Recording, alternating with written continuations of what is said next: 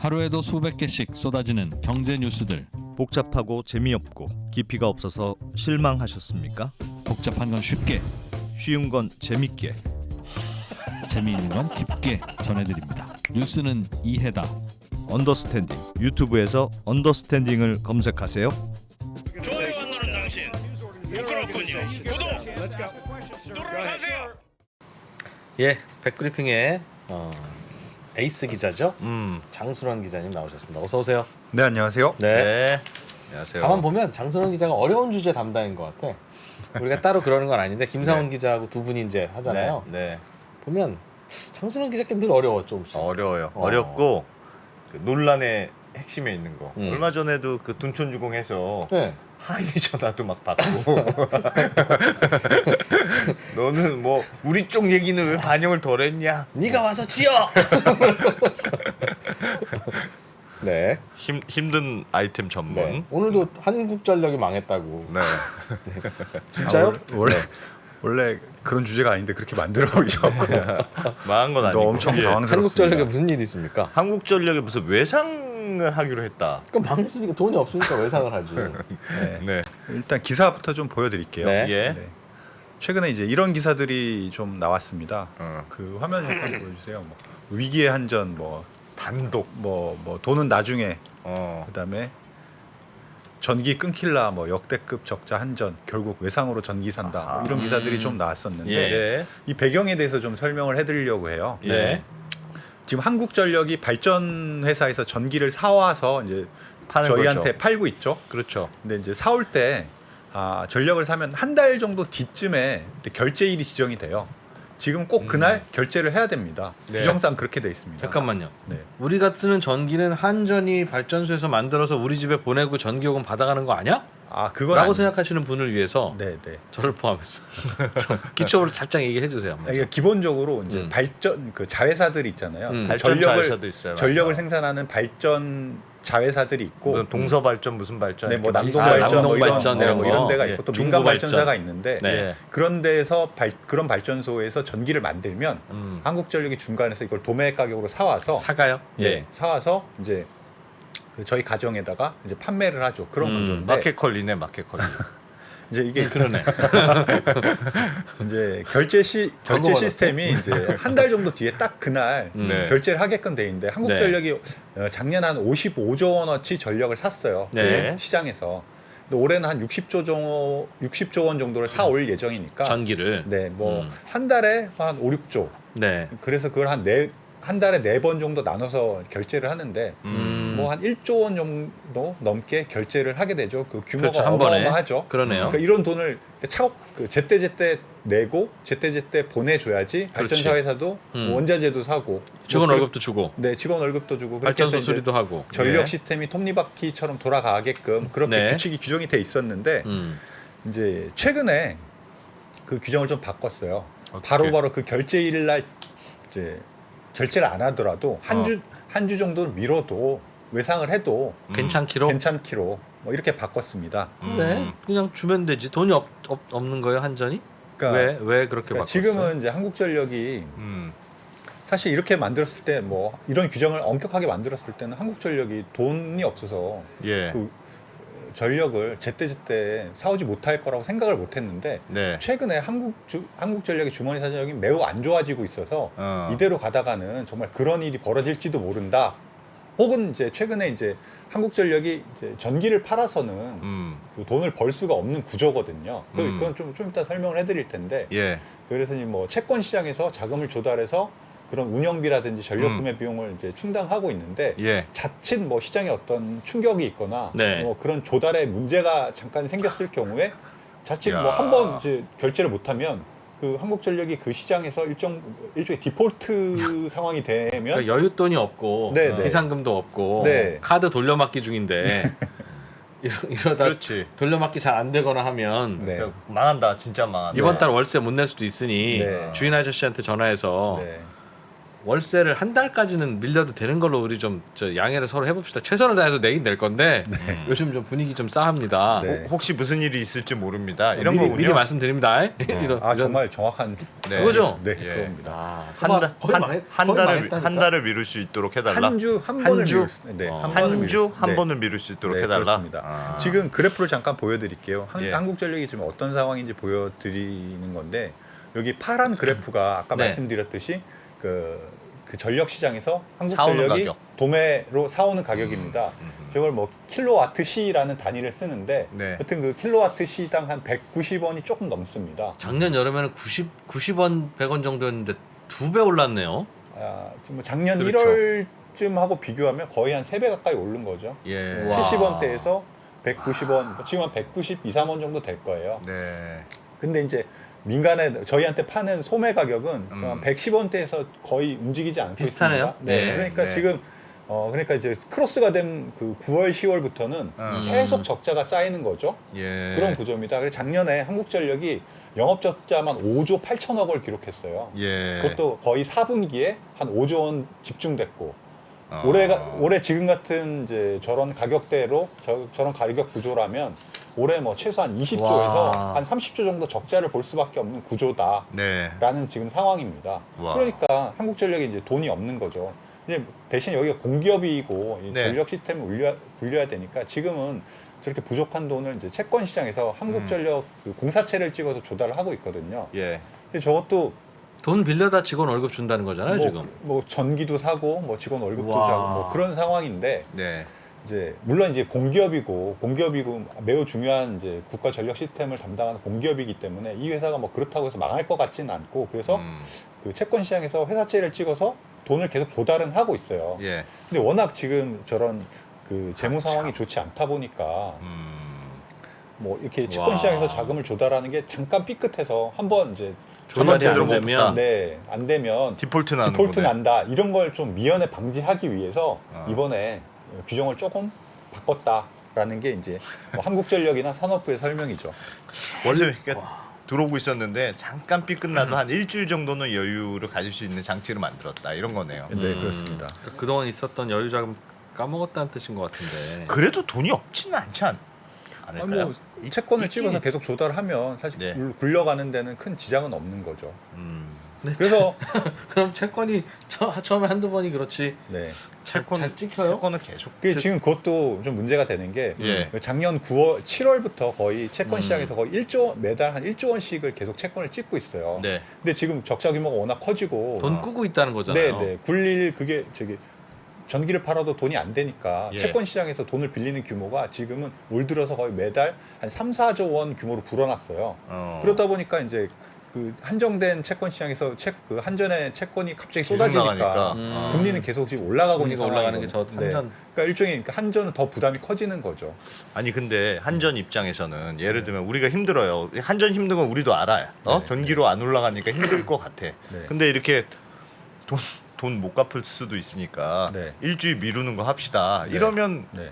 더 조달하기 어려운 거 아니에요? 야 한전 진짜 어려운가 보다. 야 진짜 쟤네 저런 어려운 짓을 것 하네. 같다. 네. 그런 식으로 생각할 수도 약간 있을 그런 것 같은데. 시그널을 줄 수 있긴 한데 이게 뭐 한전이 사실은 공사채고 거의 국가 신용 등급이랑 비슷한 수준으로 네. 이제 평가를 받고 있어서 정부가 보증하는 날 시장에서 소화는 되긴 될 거예요. 정부가 뒤에 있으니까. 그렇더라도 이제 가뜩이나 안 좋긴 한데 이런 네. 얘기까지 계속 나온다면 한전의 신용에는 분명히 마이너스 요인은 될 겁니다. 야, 저거 한 달에 들어오는 돈이 있을 거 아니겠습니까, 한전. 예, 예. 그럼 한전이 들어오는 돈, 네.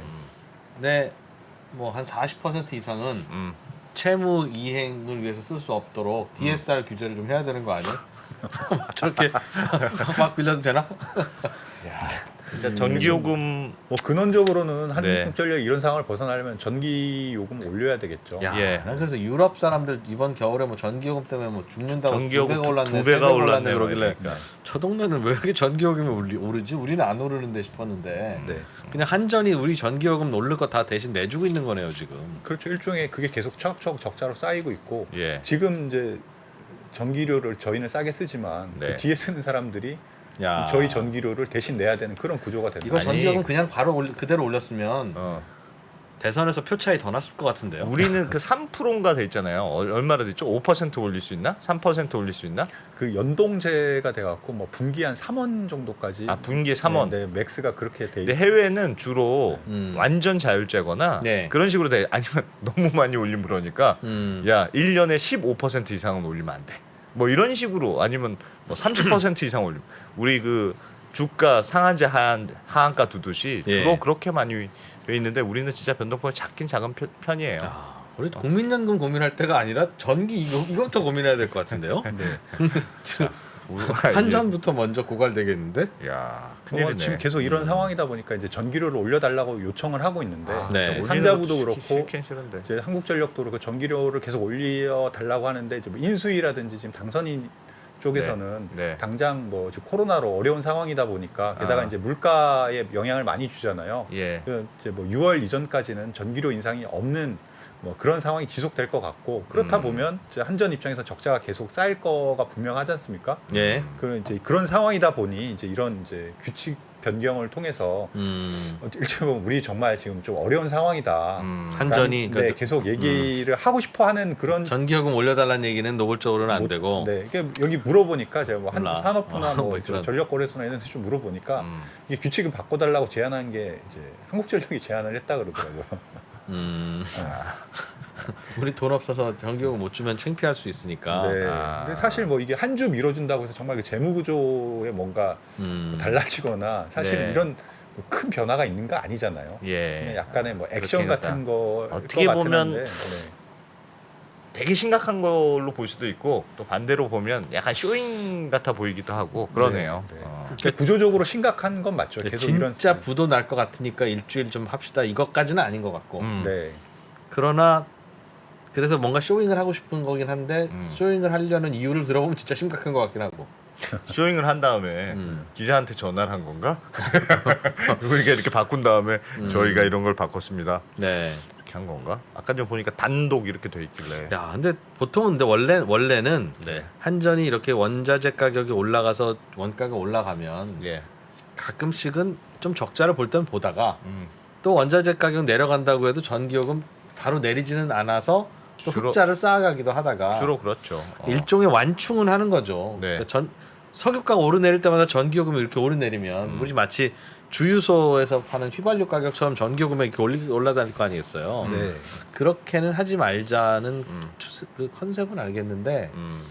이렇게 원가와 요금이 벌어지도록 꿋꿋하게 계속 이러는 경우도 있었나 모르겠네요. 그러니까 이 정도까지 벌어지는 건 사실은 거의 처음인 것 같고요. 예. 그다음에 이제 그래서 이런 거 차이를 너무 벌어지지 않도록 그 2020년 말에 연료비 연동제라는 게 도입이 됐는데 네. 지금 그게 제대로 작동을 하지 않다 보니까 그리고 이제 최근 들어서 그 우크라이나 사태 뭐 이런 등등으로 국제 유가가 워낙 가파르게 지금 오르다 보니 네. 이만큼 갭이 많이 벌어진 거죠. 예전 같으면 국민들도 많이 올랐으니까 같이 고통 분담도 좀 하고 해야 됩니다. 어쩔 수 없습니다. 네. 이제 하면서 올릴 수 있었는데 예. 코로나 상황이 워낙 지금 요즘 분위기는 뭐 원래 뭐 자영업자들 전기요금은 많이 안 비싸니까 네. 그봐 그래서 원전 당신들이 없어서 이 모양이 됐잖아라고 바로 반론을 할 수 있는 이제 그런 분위기도 생기고 하니까 또 더 부담스러웠겠죠. 네. 그러니까 여러 가지 논란들이 있더라고요. 그래서 그러니까 산업용 전기요금이라도 좀 올려라. 뭐 이런 주장도 있고. 공장 공장 그런 게 좀 싸긴 싸니까 뭐 그런 그런 걸 올려야 된다는 분도 있고. 자영업 하시는 분들이 쓰는 전기라 뭐라 하기는 좀 민망하긴 한데 실제로 그 상가에서 쓰는 전기가 네. 싸기는 참 무지 싸요. 우리 지나가다 보면 찐만두 파는 가게 있지 않습니까? 예. 거기 보면 막 모락모락 김이 하는 막 거? 와 하면 이렇게 나잖아요. 네. 만두를 계속 찌고 있는 게 아니에요, 그게. 그냥 헌 물만 계속 끓이고 있는 거예요. 왜? 그게 자체가 광고니까. 아. 지나가다 막 김이 이렇게 나야. 뭘 하고 있는 것 같으니까. 그래도 그 만두 맛있겠잖아. 막 김을 보면. 근데 김이 안 나면 식은 만두 같은 네, 느낌이 들고. 네, 네, 근데 그게 뭐 다 전기로 막 끓이고 그러죠. 네, 예. 우리 집에서 인덕션에다가 하루 종일 그 물 끓일 수 있겠어요? 왜 전기요금 생각하면? 그러게요. 그렇긴 한데 또 뭐 그거라도 안 하면 뭐 그러니까요. 전기요금 관련해서는 연동제도 네. 가스공사도 전기요금 원료비 연동제를 하고 음. 전기요금도 연료비 연동제를 쓰는데 네. 가스공사는 못 받으면 미수금으로 설정하게 돼 있어요. 네. 못 내가 받았으니까. 못 받았으니까 미수금이야. 이건 음. 내가 나중에라도 반드시 받을 수 있게 돼 있어요. 그래서 음. 그래 이번에 못 올려? 그럼 음. 부채 장부에 적어 놓을게. 음. 이렇게 돼 있는데 네. 전기요금의 연동제는 미수금이라는 개념이 없어요. 아 그냥 이거는 손실. 이번에 정부에서 동결 결정하면 그냥 넘어가는 거예요. 아 장부상으로. 장부상으로 넘어가게 돼 있습니다. 그래서 두 개가 조금 달라서 그래서 또 한전이 더 약간 억울해하는 걸 수도 있어요. 말씀하신 대로 지금 어려울 때니까 우리가 좀 손해를 감수하고 나중에 받고 국민연금, 공무원연금 차이랑 똑같네요. 가스공사는 연료비가 올라가서 단가가 올라간 건 나라에서 언제 주든 준다는 거죠? 언제든지 주게 돼 있어요. 반드시. 네. 공무원연금처럼. 네. 그래서 이제 음. 가격이 그러니까 자기들이 더 가격 내려야 될 때 안 올리고 그걸로 네. 깝니다 하고 이렇게 그런 식으로 돼 있죠. 그렇군요. 자, 지금은 그러면 원가가 반도 안 되는 거, 원가의 반도 안 되는 거예요? 절반 정도밖에 안 되는 한전 거죠. 입장에서는 네. 200원에 팔아야 할 전기 지금 100원에 팔고 예. 있다는 거죠? 네. 그럼 매출의 반이 손실이네. 그러니까 뭐 올해 이제 예상되는 게 거의 뭐 20조에서 30조 원 정도 적자가 예상된다는 이제 음. 애널리스트는 그렇게 전망을 하고 있거든요. 알겠습니다. 황성 기자 보시기에는 이 문제 어떻게 해야 될 것 같아요? 전기료가 싸죠. 그래서 올려야 된다. 올려야겠죠. 네. 전기요금 올리고 한전을 도와줘야 된다. 네. 잘못했다. 올렸어야 되는데 네. 안 올린 정부가 잘못이다. 조금씩은 좀 올렸었어야 되지 네. 않겠나. 아. 전기요금 참 예민하죠. 전기요금 또 올리면 워낙 많은 사람들이 해당이 되니까. 생필품이라서 네. 그러니까 어려운 그것도 분들은 또 쉬운 더 일이 아니에요. 올리는 게. 그렇지. 그럼요. 그렇다고 또 뭐 부자들만 올릴 수도 없고 다주택자만 올리는 거 어떻게 생각합니까? 다음 주제로 가시죠. 네. 네. 오늘 이창용 네. 총재 오늘 인사청문회. 한국은행 총재 인사청문회가 열렸는데 네. 뭐 이게 이제 아주 관심이 없을 수도 있긴 한데 이게 금리를 결정하는 그 이제 한국은행의 역할이 있잖아요. 예. 네. 이제 한국은행을 이끌어가는 총재의 역할이 또 크다 보니까 이분이 어떤 생각을 갖고 있는지 뭐 좀 짚어보는 것도 의미가 있을 것 같아서 좀 준비를 했습니다. 사진 한번 네. 보여주시면 사진. 네, 이렇게 생긴 분입니다. 난 사진에서 뭐 대단한 게 나오는 줄 알았어. 그런 건 아니고요. 네. 이제 이분이 나와서 아무리 높은 이제 분도 마스크는 똑같은 거 끼죠? 네, 이제 와서 이제 물가에 대해서 이제 한국은행이 이제 관리를 하는 기관이다 보니까 이제 예. 이분이 이제 물가에 대해서 좀 전망을 하는 멘트를 했는데 네. 이제 앞으로 물가가 한 1, 2년 정도는 계속 더 오를 것 같다. 그러니까 물가를 잡으려면 이제 금리를 조금 더 올려야 된다. 뭐 이런 이제 의중을 갖고 있는 것 같고요.